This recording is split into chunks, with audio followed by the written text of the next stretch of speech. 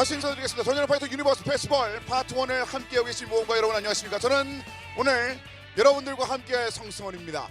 자, 오늘 행사의 인트로 방송에서 여러분들과 함께 이야기하던 내용이 있었습니다. 바로 던전 앤 파이터의 유니버스가 확장될 것이다. 던전 앤 파이터 세계관을 넘어서 뭔가 새로운 시작이 있을 것 같다. 이런 내용들. 이제 이런 추측과 예측에 가까웠던 이야기들을 본격적으로 하나씩 열어보도록 하겠습니다. 자, 이번 던전 앤 파이터 유니버스 페스티벌은 기존의 던파 페스티벌과는 다르게 오늘과 26일 이틀에 걸쳐 여러분들에게 준비된 컨텐츠들을 소개해드릴 예정입니다. 바로 20일 오늘은 한중 동시에 생중계되고 있고요. 그만큼 나라를 불문하고 던전 앤 파이터를 사랑해주는 모든 모험가 여러분들에게 만족스러운 결과가 되기를 기대해 보겠습니다. 자, 그럼 던전 앤 파이터 유니버스 파트 1 그 시작을 알리는 업데이트 컨텐츠를 소개해드리겠습니다. 자, 많은 분들이 오랫동안 기다리고 있다고 들었습니다. 바로 가보시죠.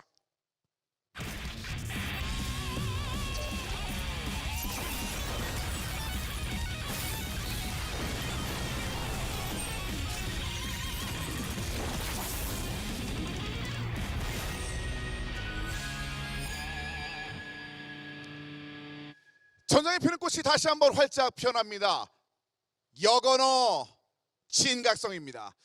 진짜 많은 모험가 분들이 기다리실 거라고 생각이 됐습니다. 그만큼 보다 더 자세하게 살펴드리도록 하겠습니다. 먼저 진 레인저부터 만나보시죠.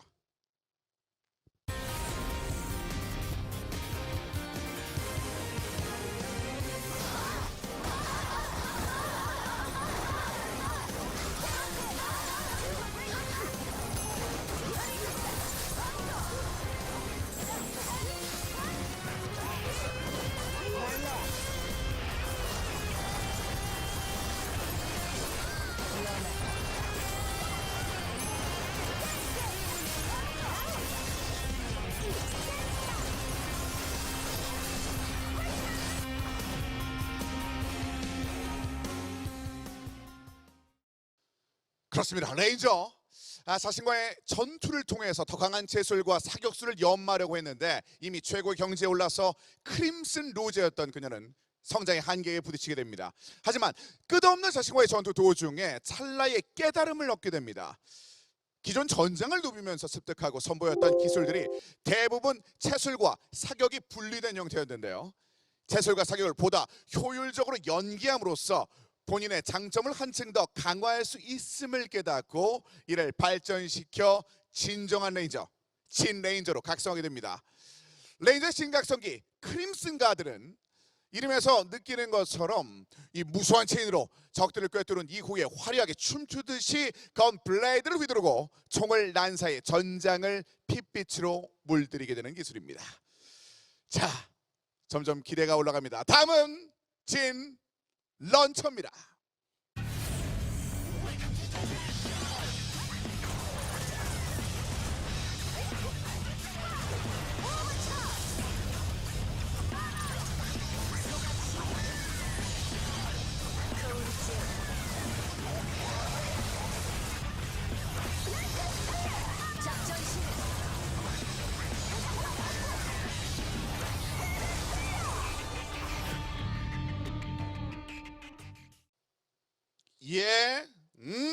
진 런처.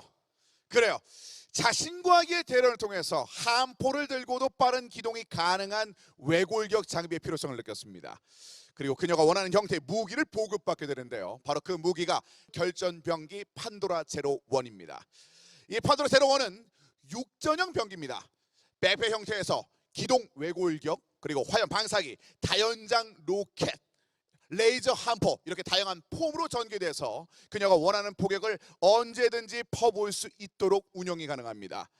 런처의 진각성기 디사이시브 배틀은 앞서 설명드린 판도라 제로 1을 최종 결전 병기 폼으로 변형한 이후에 전장을 종횡무진하면서 일대를 초토화시키는 화끈한 기술입니다. 믿을 수 없을 정도의 화력을 끝없이 퍼부는 그녀에게 이제 런처란 이름이 정말 아깝지 않을 것 같습니다. 그리고 이제 기다리고 있는 진 메카닉을 만나보시죠.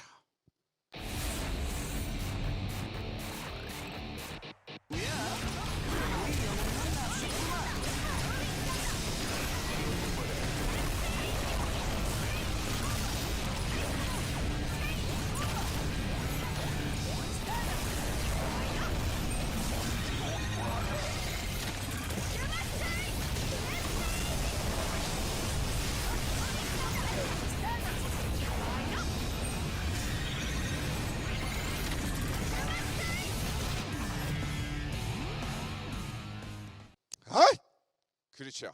진 메카닉. 정말 G 시리즈와 같은 변형 메커니즘의 완성을 추구하게 됩니다. 더욱 효과적인 변형 메커니즘의 완성을 위해서 고안한 기술 바로 마이크로 테크놀로지입니다. 이러한 신기술을 그녀의 메카닉 로봇들에게 접목을 하게 되면서 초소형 머신 운용이 가능하게 됐고, 대량의 초소형 머신을 전장에 투하시켜서 알맞은 형태로 트랜스폼하는 새로운 전투 방식을 펼칠 수 있게 됐습니다. 메카닉의 진각성기 GX 스타더스는 마이크로 테크놀로지의 궁극의 결정체라고 할 수 있는 기술인데요. 밤하늘에 무수히 빛나는 별과 같은 모습의 마이크로 머신들은 명령에 따라 한순간에 트랜스폼하면서 적들을 흔적조차 남기지 않고 모조리 지워버립니다. 이 진 메카닉의 마이크로 테크놀로지 기술 혁신의 끝은 과연 어디까지일지가 궁금해지는군요. 자, 이제 마지막에 남았습니다. 마지막으로 진 스피파이어를 만나보시죠.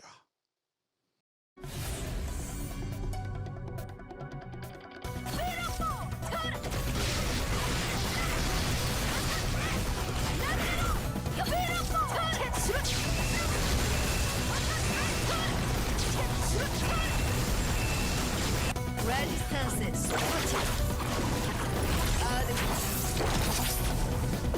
디피트 전무장 전기 공습 속해 성면 완료. 그래요. 잊지 않고 계시죠? 이 모든 게 도트입니다. 진 스피파이어. 바로 이제 기동성과 공중 폭격에서 실마리를 얻었습니다. 진 스피파이어는 1000개 기술력의 결실인 니트로 모터 제로2X를 장착하게 됐습니다. 이로써 기존의 니트로 모터로는 다룰 수 없었던 강력한 전쟁 병기들을 운용할 수 있게 되면서 진화된 니트로 모터의 우월한 기동성과 신규 병기의 파괴력으로 적들을 유린하면서 폭격을 가할 수 있게 됐습니다. 스피파이어 진각성기 데피니트 솔루션은 니트로 모터 제로2X를 장착한 후에 목표 지역을 공습해 믿을 수 없을 정도의 폭탄 세례를 선사하는 스킬인데요. 더욱 아름답고 화려하게 적들을 섬멸하는 그녀의 모습을 확인하실 수 있습니다. 공중에 쏟아지는 폭탄 세례, 이제 그 누구도 막기 힘들지 않을까 싶은데요. 자, 이렇게 여건어의 진각성 4개 직업 모두를 소개해드렸습니다. 새롭게 피어나는 전장의 꽃 여건어 진각성은 언제 찾아뵙게 될까요? 바로 이날입니다.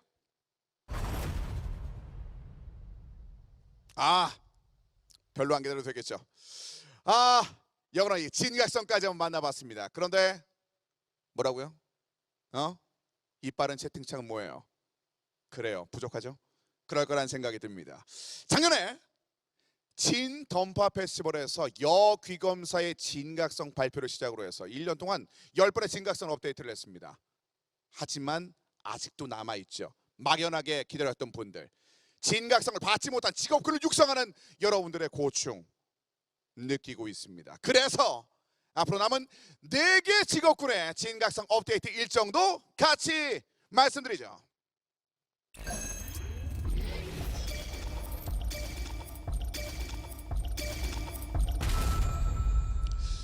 그렇습니다. 내년 1월 여건어 업데이트를 시작으로 나이트, 마창사, 총검사, 그리고 다크나이트와 크리에이터까지 모험가 여러분들께서 만족할 수 있는 퀄리티로 매달 업데이트를 진행할 예정입니다. 끝까지 지켜봐 주시기를 부탁드리겠습니다.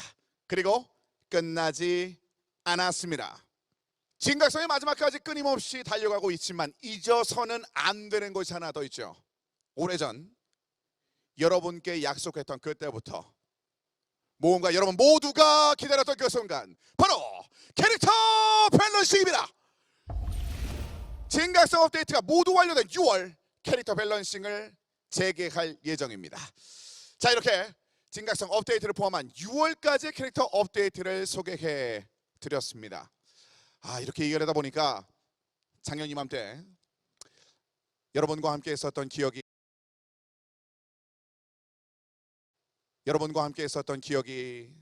새록새록 떠오르는군요. 벌써 1년이라는 시간이 지났는데 아직도 저는 그때의 기억이 생생합니다. 여러분들도 그렇죠? 이렇게 눈을 감으면 그때 장면이 마구 지나가요.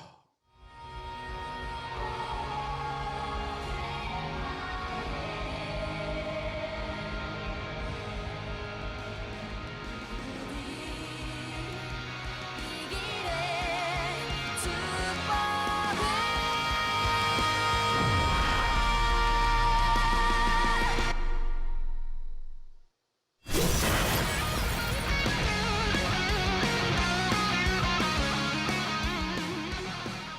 지금부터 8년 전 모든 모험가들의 마음을 빼앗았던 그녀들, 이제 그 5번째 이야기가 시작됩니다. 아직은 모든 것들이 베일에 쌓여있지만 여러분들의 마음을 더욱더 뜨겁게 지펴줄 그녀의 이야기를 기대해 주시기를 바라겠습니다. 자, 이렇게 캐릭터 관련 내용을 모두 소개해드렸습니다. 그러면 이제 이 캐릭터로 즐길 컨텐츠를 소개해드려야겠죠. 시작은 바로 이 컨텐츠로 풀어보겠습니다.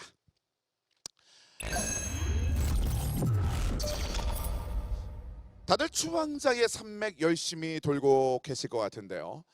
마계 대전 때부터 탈리스만 파밍이 늘 내가 원하는 게 나올 듯 말 듯 하면서 정말 많은 아쉬움이 있었습니다. 바로 이번에 아라드 어드벤처 토벌전에 신규 추가되는 추방자의 산맥을 통해 내가 원하는 탈리스만 졸업에 한 발 더 다가갈 수 있게 됐습니다. 자, 이번 신규 토벌전이 추가됨에 따라 뭔가 여러분들은 오큘러스와 추방자의 산맥 이 중에 하나를 선택해서 주간 단위 플레이와 보상을 받을 수 있고요. 해당 컨텐츠를 통해 카펠라의 성은 탈리스만과 룬을 추가로 파밍할 수 있습니다.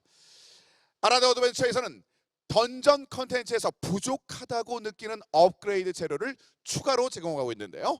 앞으로도 많은 모험가들의 아쉬운 부분을 보완할 수 있는 방향으로 아라드 어드벤처 컨텐츠가 업데이트될 예정입니다. 자, 그러면 바로 다음 업데이트로 넘어가 보겠습니다. 자, 리듬을 타는 자 칭호를 매우 간편하게 획득할 수 있는 우리의 갓던전이죠. 아이올라이트와 인도석 파밍을 할 수 있는 홍옥의 저주입니다.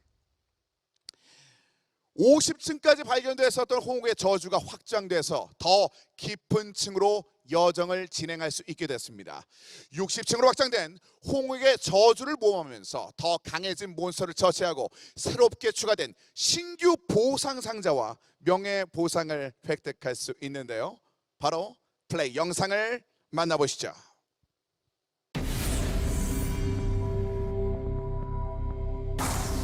가시오.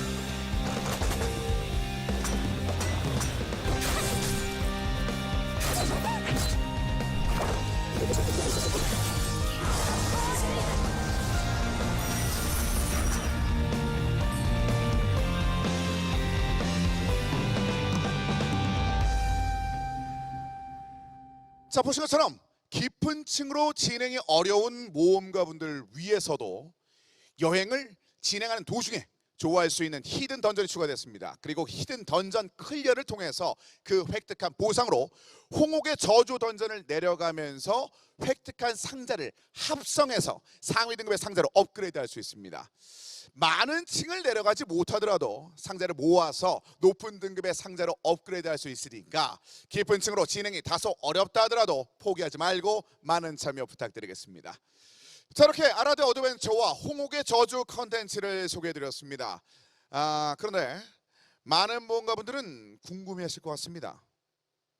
그래서 아스타로스는 관들고 어디로 갔는가? 게시밤 업데이트 마지막 시네마틱 이후의 사건이 곧 모험가 여러분 앞에 등장하게 됩니다.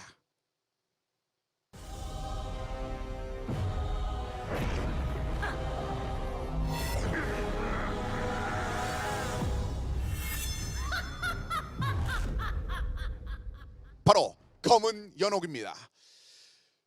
주방장의 산맥과 계시의 밤에서 순혈자로 불리는 인물들, 그리고 검은 교단 소속의 인물들이 등장했었습니다. 그리고 이들을 저지하기 위한 레미디아 교단의 소속의 프리스트들까지 앞으로 이 검은 연옥에서 검은 교단의 목적이 본격적으로 드러나게 될 것입니다.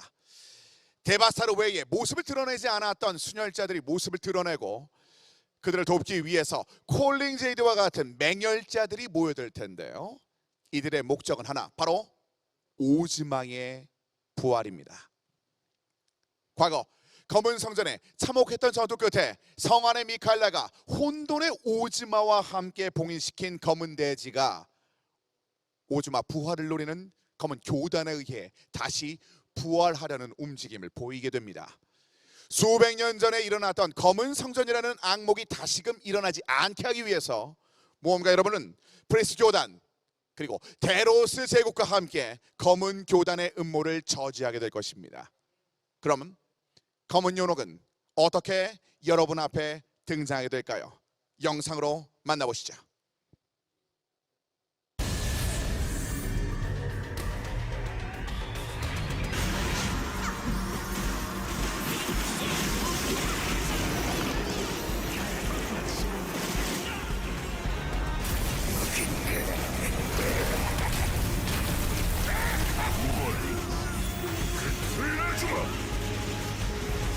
도망갈 곳은 없다.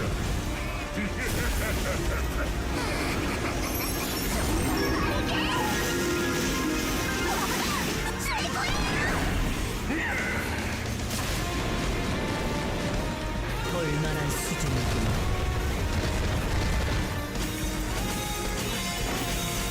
이럴 수 없어. 길진 것은 지독수시에서 그분이 군림할 것이다.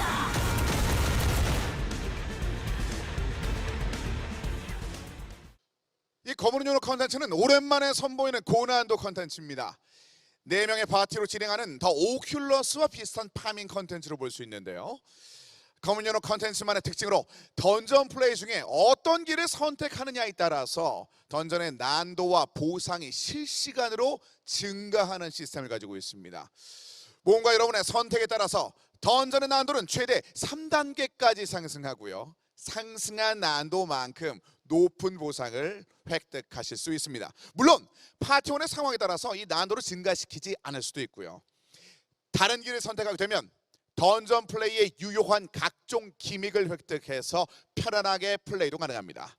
자, 이제 검은 연옥의 플레이 스타일을 말씀드렸으니까 왜 돌아야 하는지도 같이 설명해 드려야겠죠. 바로 검은 연옥의 보상입니다. 자, 검은 연옥을 플레이에서 획득한 재료 아이템으로 무기, 하이, 반지, 보조 장비 부위의 모든 100레벨 에픽 장비의 옵션 변환이 가능해집니다. 던전에서 획득할 수 있는 절망의 광석, 공포의 눈동자 아이템을 소모해서 이용할 수 있는데요. 절망의 광석 아이템으로 변환할 때는 랜덤한 옵션으로 변환이 되고요. 공포의 눈동자 아이템을 사용할 때는 현재 옵션이 최대 수치로 변환됩니다. 만약에 원하지 않는 옵션으로 변환될 경우에는 변환을 취소해서 현재 옵션을 유지시킬 수 있으니까 현재의 세팅에서 필요 없는 옵션을 인해서 멈춰버린 상태 그대로 플레이하게 되는 경우는 없을 것 같습니다. 그리고 또 이런 편의성도 한번 추가해봤습니다. 뭔가 좋아 보이는 옵션이 떴는데 이게 정말 내 세팅에 최적인지 도저히 모르는 경우가 있을 것 같은데요. 옵션 변화를 통해 변경할 옵션이 나타나면 캐릭터의 현재 상태를 기준으로 적용될 경우 대략적으로 얼마만큼의 변화율이 발생하는지 미리 표기해주는 변화율 시뮬레이션 시스템도 같이 도입했습니다.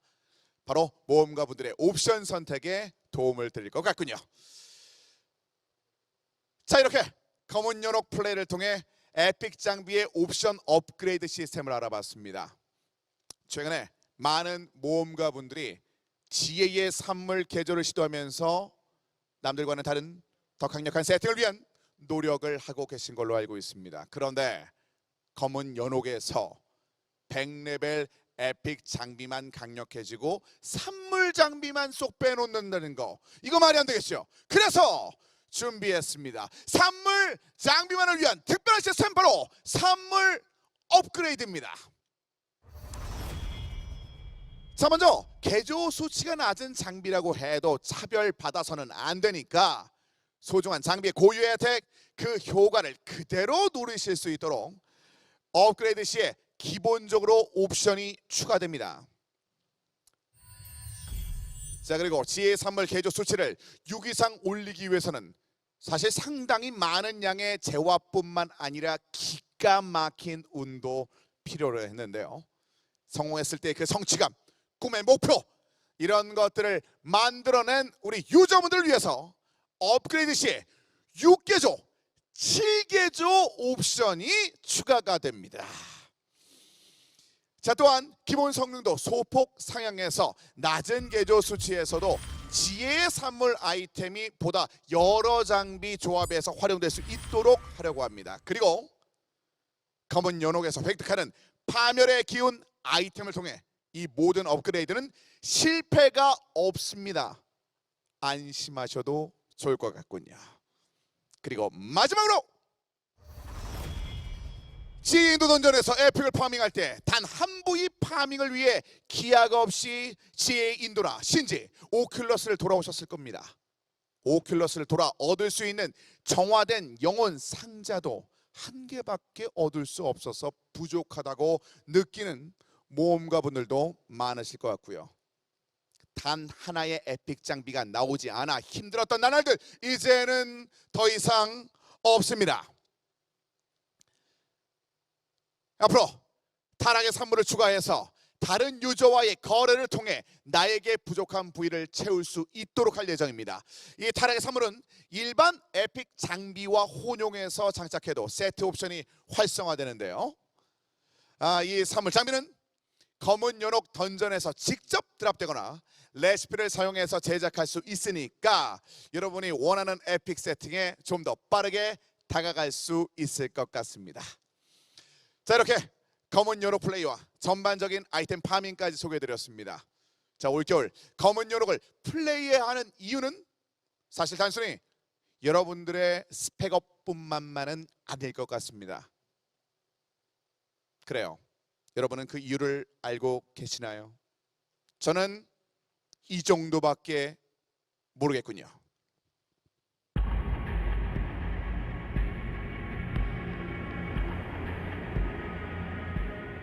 네, 그렇죠? 네, 추가되는 정보는 26일 진행하는 파트 2를 기대해 주시길 바라겠습니다. 자, 이렇게 검은 연옥 컨텐츠와 보상 시스템에 대해서 살펴봤습니다. 그런데 100레벨 산물만 주면 뭐하냐? 업그레이드 해봤자 소위 근본이 다른 에픽들에 대한 격차는 더 벌어지는 것이 아니냐라는 이야기가 들려오는군요. 그럼 그 근본도 같이 업그레이드 해드려야겠죠?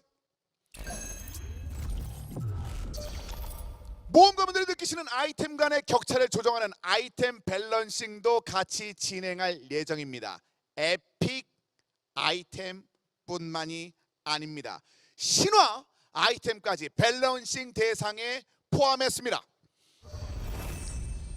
자, 본래는 예전 개발자 노트에서 언급했던 것처럼 옵션 변환 시스템을 활용해서 모험가분들이 원하는 종류의 옵션을 직접 세팅하면서 자연스럽게 밸런싱이 되는 방식을 고민했습니다.